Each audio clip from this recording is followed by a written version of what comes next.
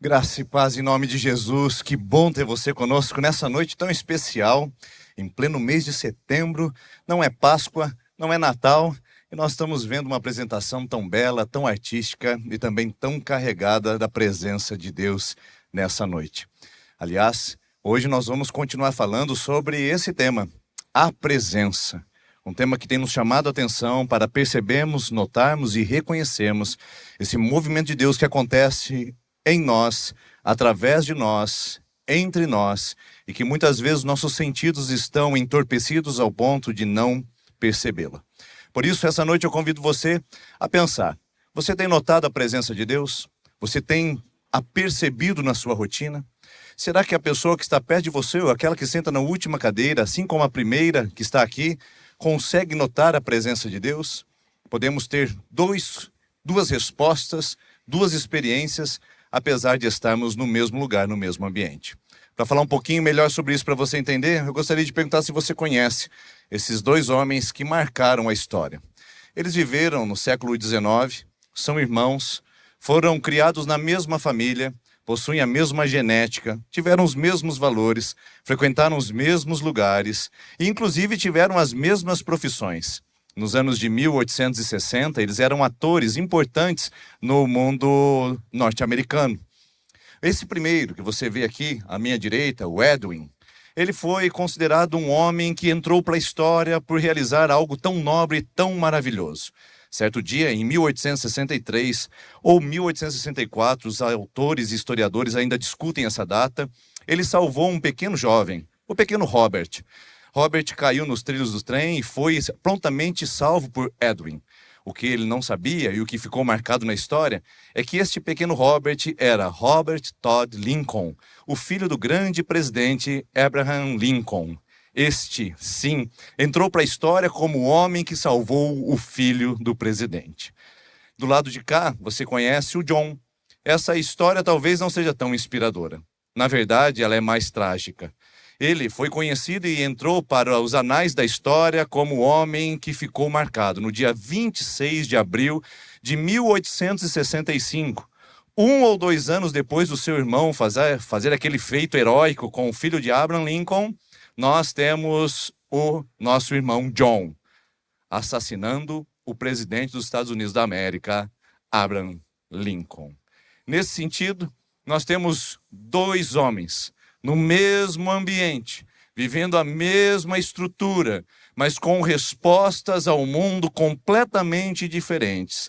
E é por isso que eu quero conversar com você essa noite sobre respostas à presença de Deus. Nesse contexto histórico, nós temos duas respostas para o mesmo ambiente. Isso me traz uma sentença insofismável, de que não basta estar no mesmo lugar. É preciso ter atitudes coerentes, atitudes corretas, condizentes a esse lugar. Não basta estar dentro de uma igreja, não basta frequentar um templo evangélico, não basta pisar catedrais, não basta ter apenas ambientes religiosos. É preciso ter atitudes relacionadas a isso e movimentos que nos coloquem em direção aos valores disso que pregamos. Caso contrário, estaremos frustrados. Você também não sente essa tensão? Você está aqui ouvindo as mesmas canções, participa do mesmo ambiente, professa talvez as mesmas doutrinas. Talvez você também seja calvinista, ou quem sabe você seja arminianista, ou quem sabe você seja infralapsoriano, ou supralapsoriano, ou pré-milenista, ou pós-milenista, ou amilenista. Não importa a posição doutrinária, mas talvez você esteja no mesmo ambiente religioso, de templo, de canções evangélicas, de mundo espiritual, mas com atitudes completamente distintas. Isso pode fazer com que algumas pessoas entrem por esse lugar e vivam nesse ambiente uma experiência transformadora de vida, ao ponto de sair desse lugar transbordando plenitude, vivendo uma vida substancial, profícua, uma vida poderosa, enquanto outras saem desse lugar, do mesmo ambiente, com as mesmas canções, diante da mesma Bíblia e da mesma palavra, para viver uma vida medíocre, uma vida fria, uma vida enviesada no pecado e que não vive plenamente e nem vive a transformação. O que será que acontece? Dois ambientes, ou melhor, duas respostas ao mesmo ambiente, porque não basta estar no mesmo lugar, é preciso ter atitude. Um amigo meu dizia: ficar na garagem de casa não me faz um carro, assim como ficar dentro de um templo evangélico não me faz um crente. Não é o ambiente, mas é a minha atitude. E não se trata apenas de um conflito histórico entre Edwin e John Booth, os irmãos Booth. Não, também é um problema relacionado a apenas você e a mim, no século atual, na pós-modernidade. É um problema que as escrituras já registram e que vão trazer para nós esse conflito entre mesmo ambiente e duas respostas distintas. E para isso, eu trouxe estes dois personagens, Davi e Doeg, Edwin e John, do Antigo Testamento. Aqui nós temos, de um lado, um homem segundo o coração de Deus, que deixou registrado na história como o maior e o melhor monarca de Israel, enquanto o outro nós temos um homem que espalhou destruição, sofrimento e morte. Viveram e experimentaram o mesmo ambiente, transitaram pelo mesmo espaço, tiveram diante do mesmo sagrado, mas saíram daquele lugar com atitudes completamente diferentes, porque não adianta estar no mesmo lugar, é preciso ter atitudes. E eu quero conversar com você sobre essa história conflituosa, polêmica, contraditória, e queria que você pudesse entender que nós não poderemos ler todo o texto. Eu vou fazer recortes, mas você conhecerá a história na íntegra. São os capítulos 21 e 22 do primeiro livro de Samuel, e eu leio com você, fazendo recortes e explicando o contexto. Primeiro, a gente precisa entender que o Davi, nesse contexto, ainda não era o rei de Israel. Era o jovem que fora ungido por Samuel, e que estava sendo poderosamente perseguido por Saul, que era o rei em atuação. Saul tinha inveja, ciúme e também tinha uma mania de perseguição. E ele queria a todo custo matar o jovem Davi. Inclusive, ele já havia cravado a lança algumas vezes na parede, enquanto Davi tangia a sua harpa lealmente para o rei Saul. Davi foge do palácio com a roupa do corpo, sem armas, sozinho, sem família, sem ninguém. E começa então a se encontrar em cavernas, desertos, montanhas, se escondendo da ameaça de Saul. Nessa trajetória, algumas pessoas acabam se aderindo também a ele e algumas pessoas começam a andar junto com Davi, até que um dia eles estão exaustos, cansados, diante de uma jornada longa e chegam a uma determinada cidade para poderem se alimentar, recuperarem suas forças, pegarem alguma arma para poderem continuar sua jornada. E é aqui que nós começamos a leitura do texto, no primeiro livro de Samuel, capítulo 21, que diz assim: Davi foi falar com o sacerdote Aimeleque, em Nobe. Aimeleque tremia de medo quando se encontrou com ele e perguntou: por que você está sozinho?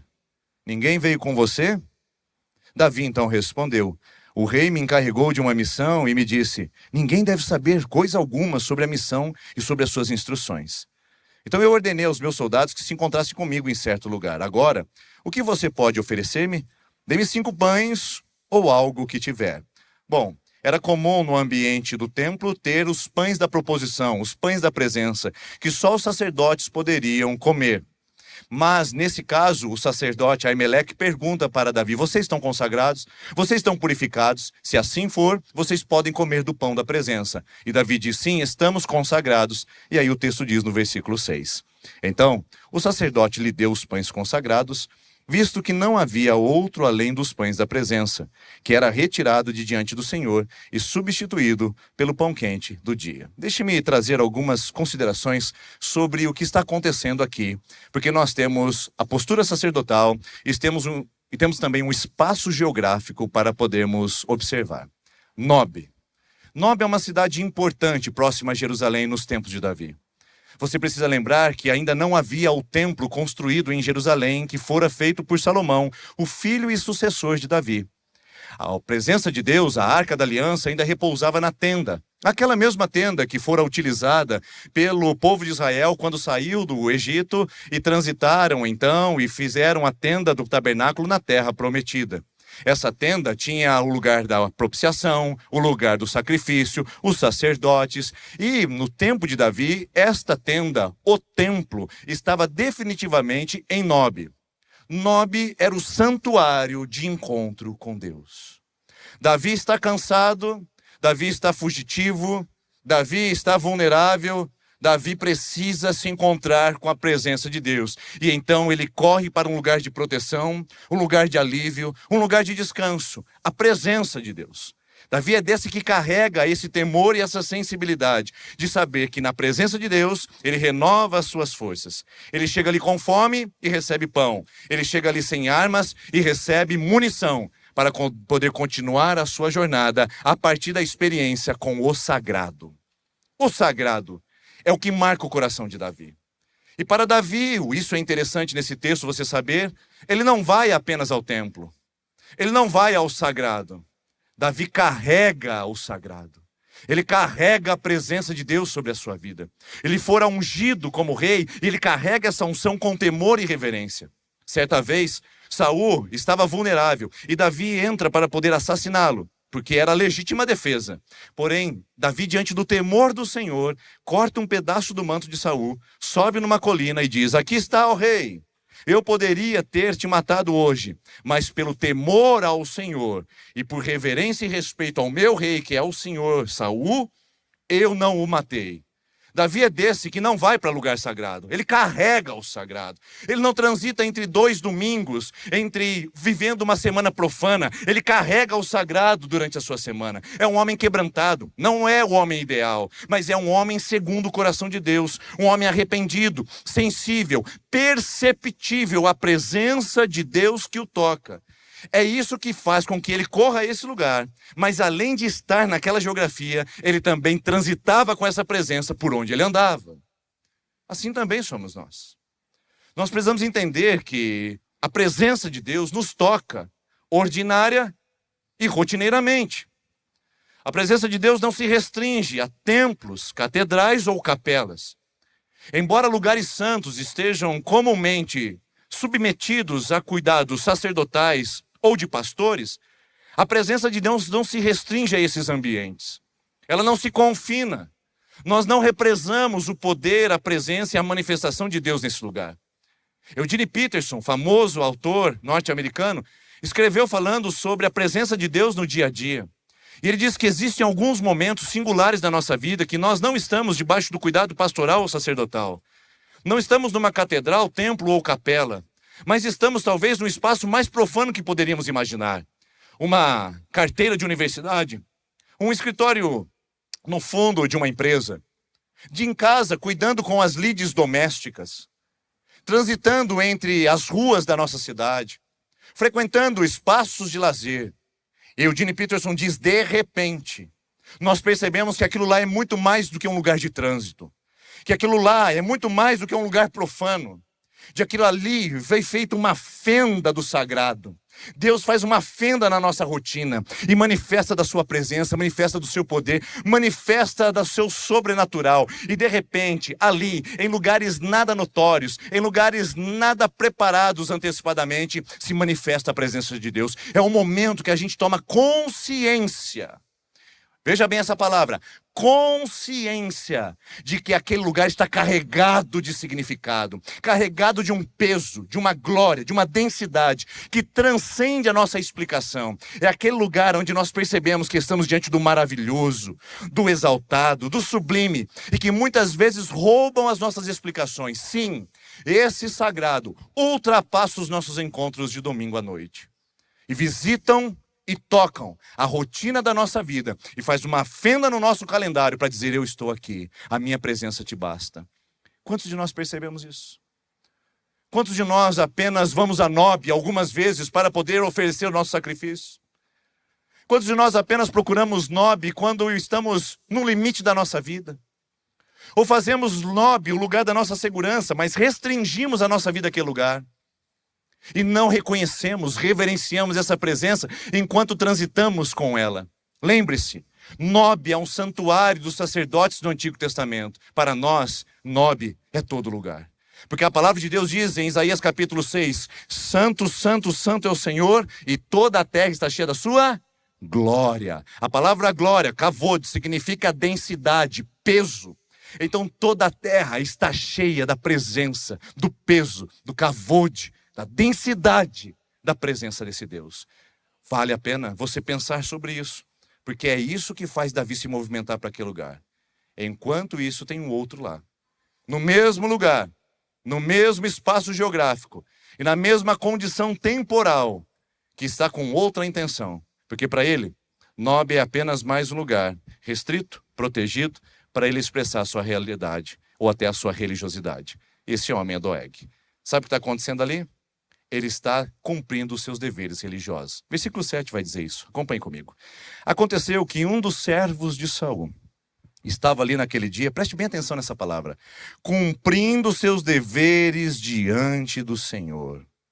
Era o edomita Doeg, chefe dos pastores de Saul. Lá estava ele. Versículo 8.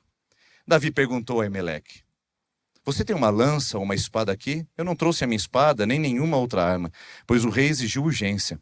O sacerdote então respondeu: a espada de Golias, o filisteu que você matou no vale de Elá, está enrolada num pano atrás do colete sacerdotal. Se quiser, pegue-a para você, pois não há outra espada aqui. Aqui é um templo, aqui é um lugar de sacrifício, não tem espada, exceto essa. Disse então Davi: não poderia haver outra melhor, dê-me essa espada. Aí, nós vamos ver que esse movimento vai nos levar agora para o capítulo 22, onde é descoberta a trama de Davi através do cagueta do Doeg. Dá uma olhada no que acontece. Versículo 6 do capítulo 22. Saul ficou sabendo que Davi e os homens que o acompanharam tinham sido descobertos.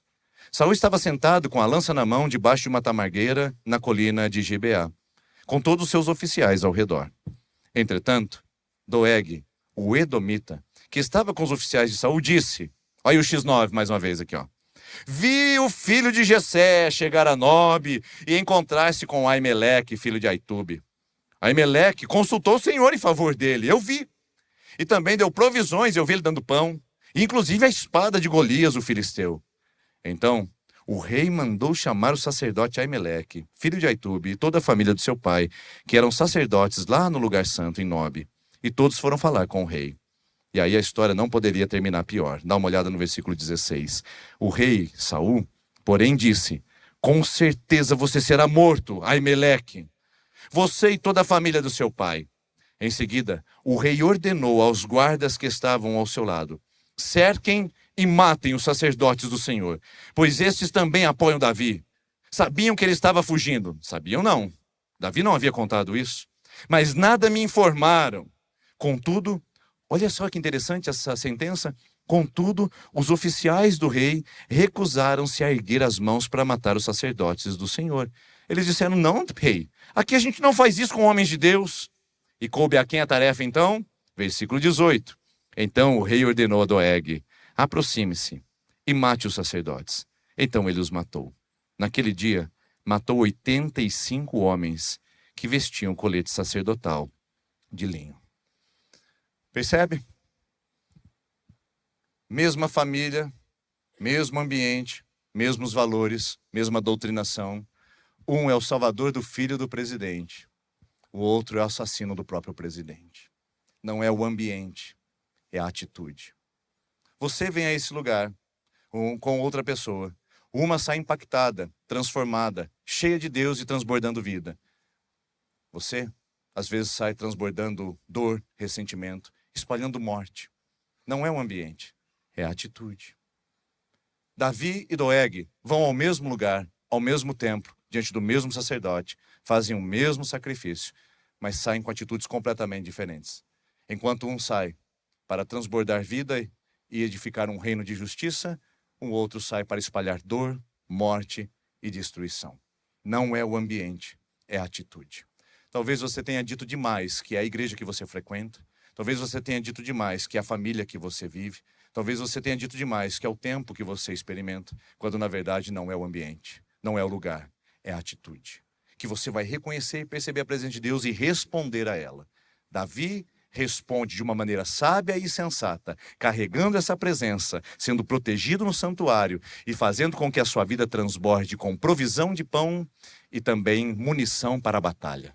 Enquanto o outro visita o santuário e não significa nada para ele, sai para lá com dor, ódio, violência e destilando morte através dos seus lábios. Mas vamos estudar um pouquinho esses personagens. Vamos ver como é que eles chegaram ao templo. Como que foi que eles se apresentaram nesse lugar? Vamos começar por Davi. Davi se aproxima do templo em Nob da seguinte maneira. Primeiro, ele era um fugitivo. Estava fugindo dos seus dilemas, dos seus conflitos, dos seus desafetos. Davi tinha sérios problemas e por isso fugia. Em segundo lugar, ele estava cansado. Transitar pelos desertos e ficar à míngua com grandes carências trazia a esse homem um certo tipo de desespero e também de esgotamento. Davi chega a Nob, o santuário, o lugar da presença, totalmente esgotado e cansado. Davi chega vulnerável. Ele não tinha sequer alimento e também não tinha uma arma para empunhar e se defender contra os seus inimigos. Ele está exposto a todo tipo de ameaça. E por fim, Davi chega a esse lugar com uma história altamente contraditória. Você vê o que ele conta para o sacerdote?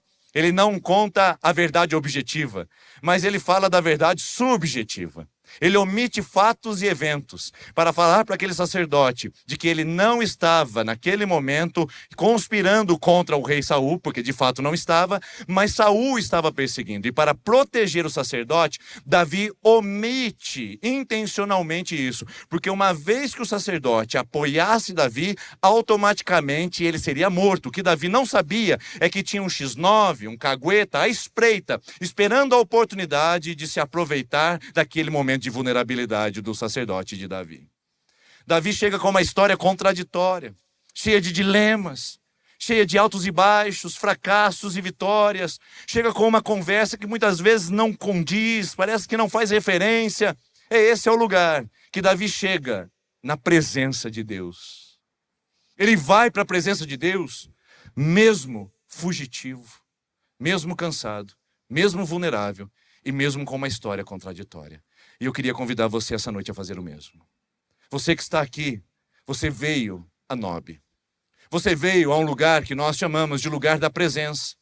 Que nós preparamos e também oramos para que tudo pudesse acontecer para tocar o seu coração.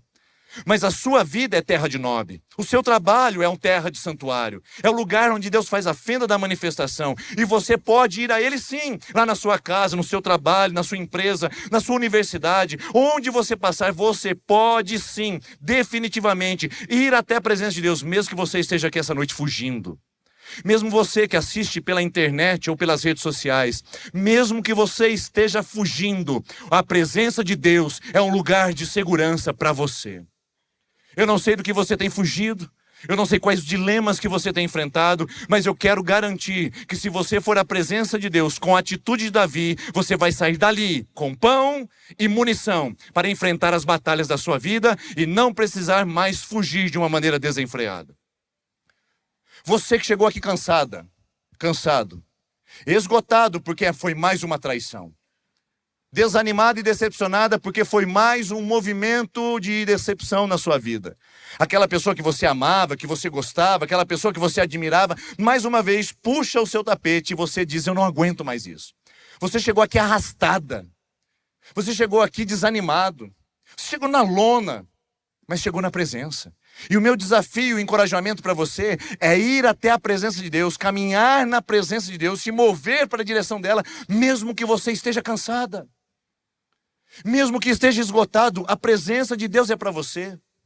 Eu falo a gente que já não consegue mais orar, gente que ajoelha na cama e faz uma oração amíngua, desesperada, porque já não há mais ardor, não há mais calor, não há mais paixão. O céu ficou de bronze, parece que ele ficou impenetrável. Eu falo a gente cansada da religiosidade, gente cansada do sistema religioso que só traz mais fardos, mais regras, mais imposições humanas.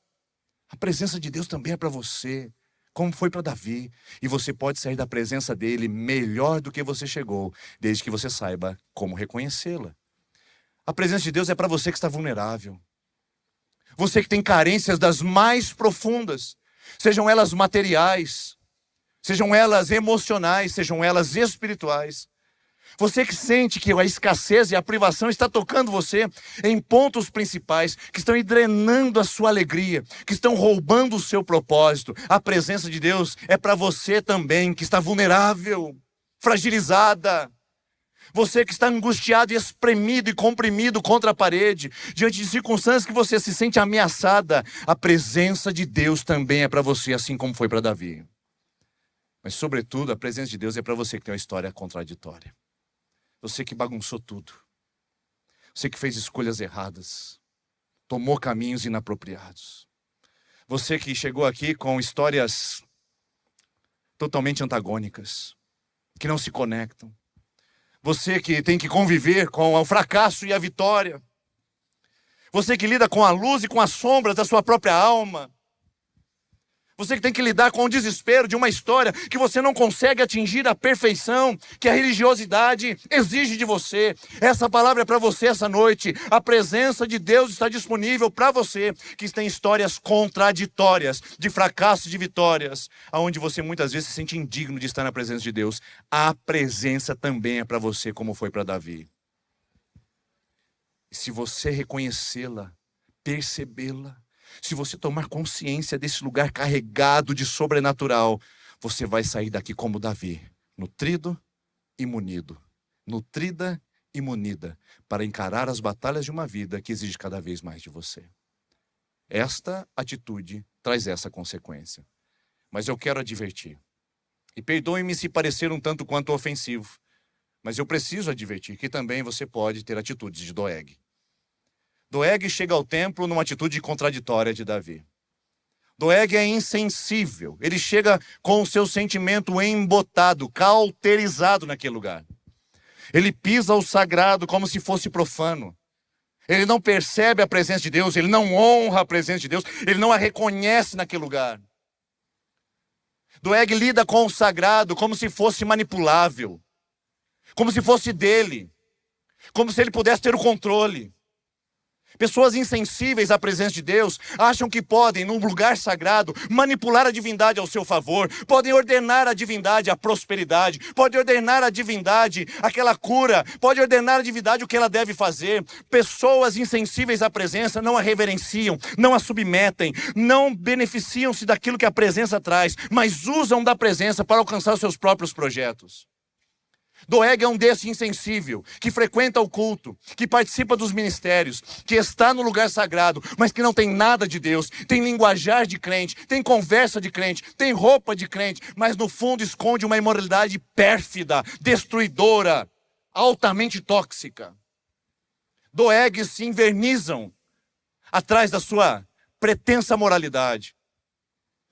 E eles ficam ali oferecendo sacrifícios, cumprem os protocolos, agem religiosamente, mas a sua língua desfere maldade. Desfere maldade na vida do irmão alheio. Desfere morte na vida das pessoas. Suas atitudes provocam injustiça, sofrimento alheio. Doegs frequentam templos evangélicos, pregam em púlpitos evangélicos, cantam em igrejas evangélicas e são insensíveis à presença de Deus. Sim, nós podemos ter Doegs pregando em altares, enfileirados nas cadeiras, como bem tínhamos no Antigo Testamento dentro do templo de Nob. Um homem que estava no ministério. Lembre-se, a Bíblia diz que ele estava cumprindo os seus deveres ao Senhor. Ele estava na recepção da igreja. Ele estava ministrando no altar. Ele estava cantando louvor. Ele estava no ministério infantil ajudando. Ele estava participando do encontro dos varões. Doeg participava do ministério, cumpria as obrigações com o Senhor, mas na verdade ele era um insensível à presença. E isso faz com que a segunda consequência, ou melhor, a segunda atitude dele é muito perceptível. Doeg está no templo por causa dos seus interesses pessoais. Se ele chega lá insensível, ele também chega interesseiro. Gente interesseira que entra no templo apenas para fazer os seus negócios. Doeg só quer fazer networking. Doeg quer usar da presença de Deus e não ser abençoado por ela. Doeg quer que as coisas fiquem a seu critério, ao seu modelo.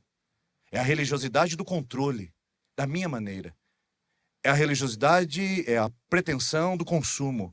É o que eu posso consumir nesse lugar. É o que ele pode me trazer como benefício. Doeg é interesseiro e está em busca de networking para alcançar o seu plano. Subir de cargo na polícia secreta de Saul e chegar a um lugar de confiança no rei, à custa do sofrimento alheio, nem que seja com assassinato de homens inocentes. Esses são Doegs, que também se enfileiram nas igrejas. Doegs que também ficam sentados nas igrejas e que estão ali participando de movimentos e encontros apenas em busca dos seus interesses próprios. Gente que faz a inscrição num movimento para poder ficar perto de alguém que ele quer se conectar para fazer um negócio depois. Gente que usa da igreja para fazer o seu networking pessoal, para vender o seu produto e alcançar a sua promoção pessoal. Gente que usa da igreja, do templo, para dissimular com a sua esposa, dissimular com o seu marido e até com seus pais. Para fazer com que os seus interesses sejam atendidos, para amenizar a consciência de pessoas que estão desconfiando dela. Doegs, dentro dos templos evangélicos, pregam para fazer networking usando a noiva de Cristo. Eles não estão preocupados com as almas, não estão preocupados com as pessoas. Eles querem oferecer mais um movimento, mais um evento que traga milhões de reais ao bolso para distribuir as pessoas ao mundo sem pastoreio, sem cuidado, sem discipulado, sem amor, sem uma casa para pertencer. E são muitos que são vítimas de Doegs, dos púlpitos dos altares brasileiros. Gente que está prostituindo a noiva do Cordeiro.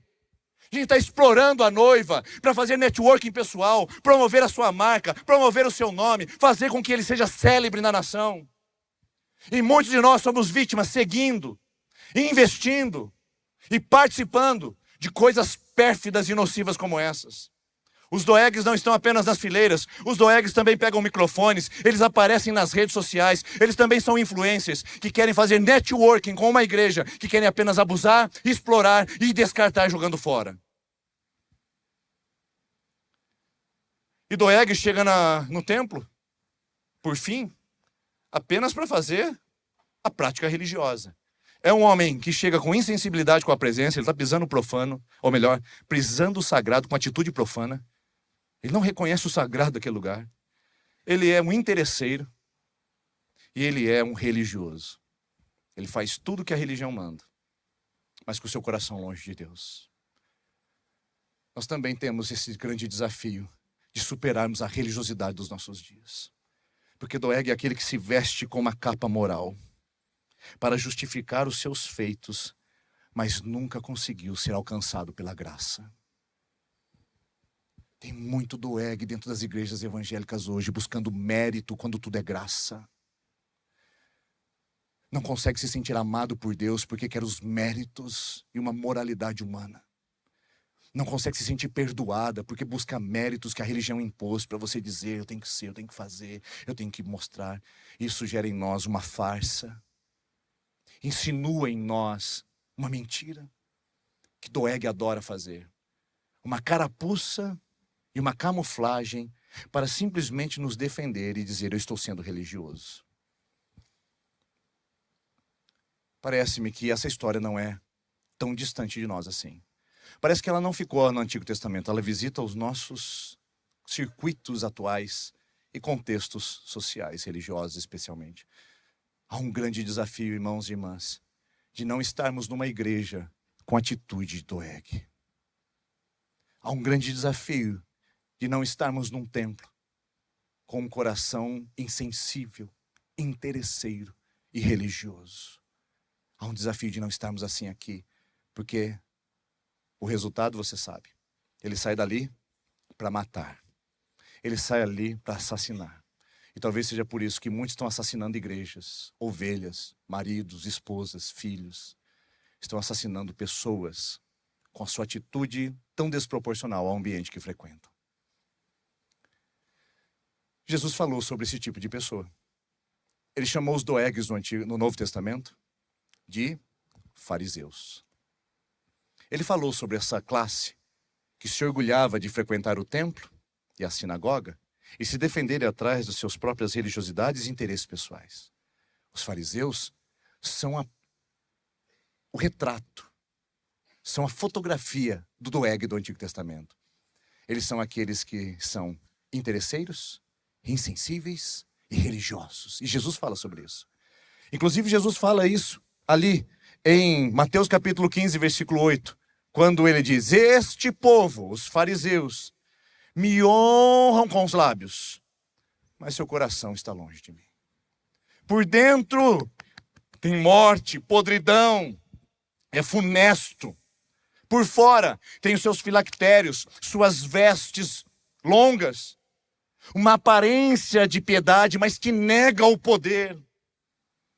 O nosso desafio, irmãos e irmãs, é entender que a graça é um chamado para irmos à presença e não sairmos mais dela e transitarmos nela e com ela por onde passarmos, desde os movimentos mais sagrados aos domingos à noite, até as segundas-feiras mais profanas dentro do nosso escritório, chamar a presença, convidar o sagrado e viver com a atitude de quem sabe que a sua vida pode ser transformada por ele.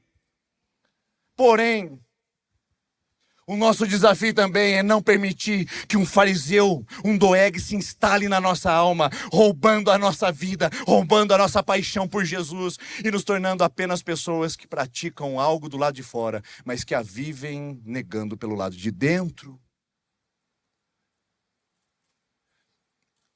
É interessante que a figura do fariseu é tão parecida com Doeg e a figura do pecador é tão parecida com Davi, que eu vou imediatamente a uma imagem, a um momento das Escrituras em Lucas capítulo 7, versículo 39, que é simplesmente fantástico. Davi chega no templo rastejando. A mulher pecadora chega numa sala com um fariseu e com um grupo de homens santos, e o mais santo entre eles, Jesus Cristo, e ela entra rastejando. Ela não ousa expor o seu rosto, ela vai por debaixo, na surdina, e quebra um vaso de perfume e derrama sobre os pés de Jesus. Essa mulher, ela chega totalmente fugidia. Ela foge do seu passado, foge da sua história, foge dos seus dilemas. A sua vida é uma vida de prostituição, de mentira e de engano. Ela está fugindo para aquele lugar. E ela cansa de fugir e ela vai até o lugar da presença. Essa mulher chega cansada de tantos amores prometidos, de tantos relacionamentos de decepções. Essa mulher chega esgotada, física, emocionalmente e espiritualmente, perdida no pecado. Ela chega vulnerável, num ambiente de homens santos que poderiam inclusive apedrejá-la naquele lugar. Ela chega totalmente disposta, frágil, exposta naquele lugar. E ela chega com uma história contraditória. De santa ela não tem nada. Pelo contrário, seu passado lhe condena e a sua história é altamente dúbia e contraditória. Enquanto isso, na ponta da mesa, tem um fariseu sentado e dizendo: se esse Jesus fosse mesmo profeta, ele saberia quem o toca e jamais permitiria que isso acontecesse.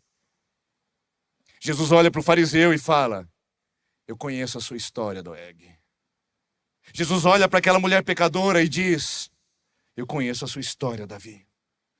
E Jesus então olha para a mulher e diz: mulher, vai, a tua fé te salvou. Você chegou cansada, fugitiva, vulnerável e com uma história contraditória, mas você veio à presença, você reconheceu a presença, você abraçou a presença, você honrou a presença, você reverenciou a presença. Minha irmã, você está entendendo o que Deus quer de você?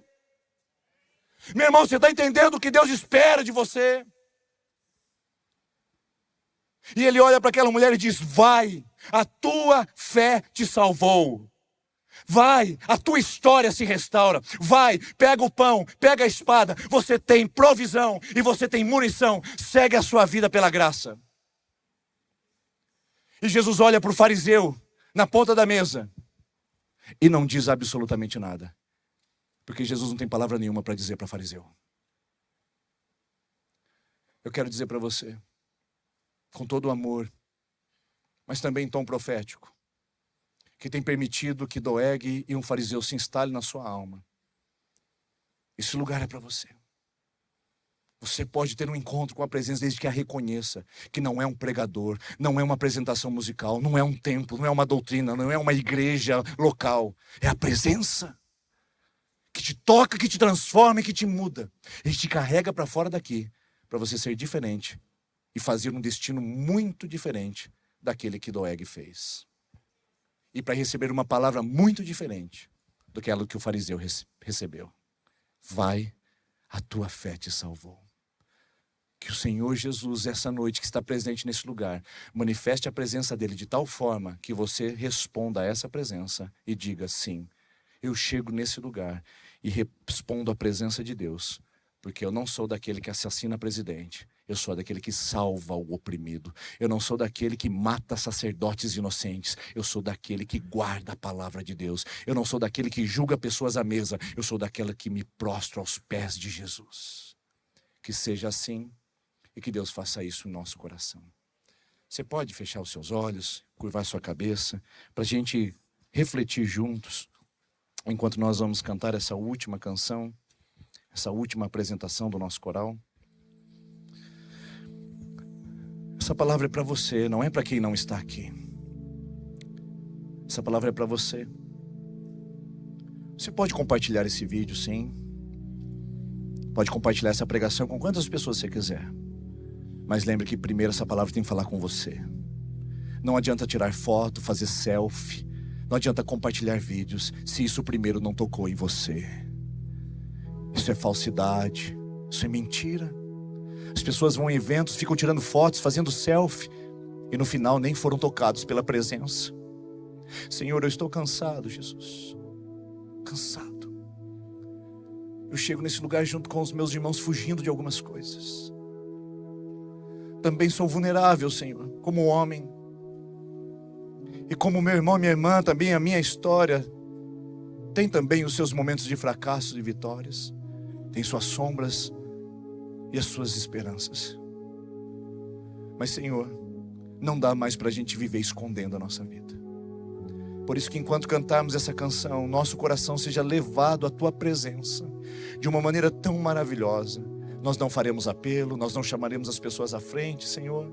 Nós não teremos uma canção onde falaremos sobre esse assunto.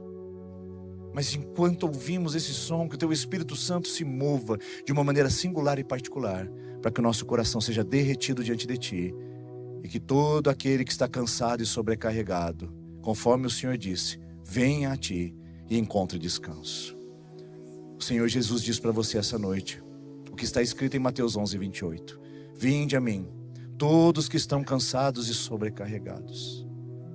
Tomai sobre vós o meu jugo, e aprendam de mim que sou manso e humilde de coração. E achareis descanso para suas almas cansadas, vulneráveis, contraditórias, fugidias.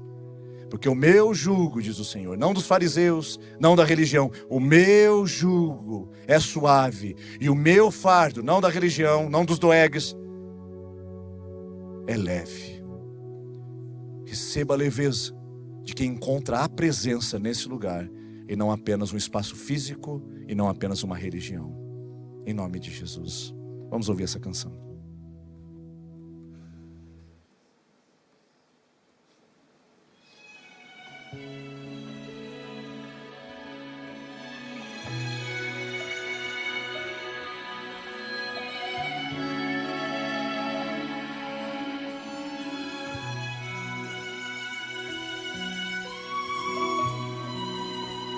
Quero conhecer-te,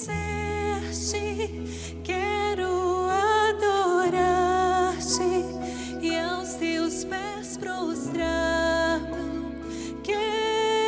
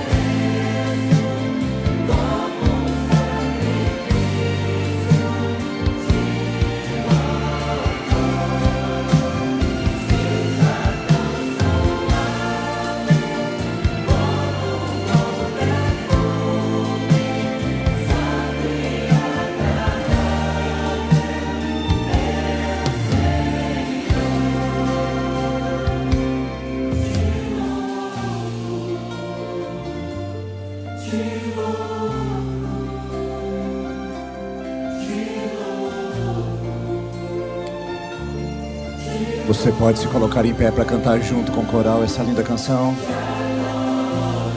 Você está diante da presença de Jesus. Escute o som da adoração nesse lugar. Ele está aqui. Ele veio a esse lugar.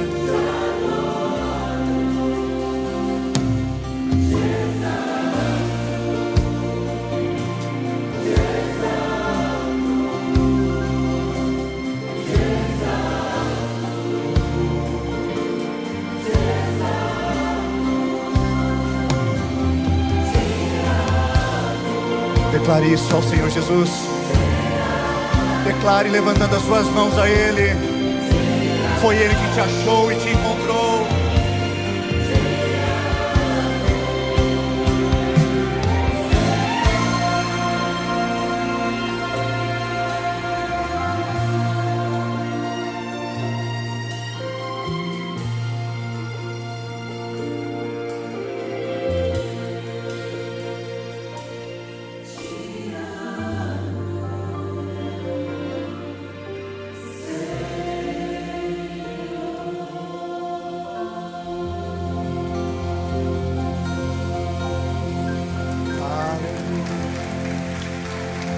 Mais forte para Ele, para Jesus. É a nossa expressão de adoração, nossa expressão de louvor, nossa vida no altar dEle, na presença que temos e carregamos.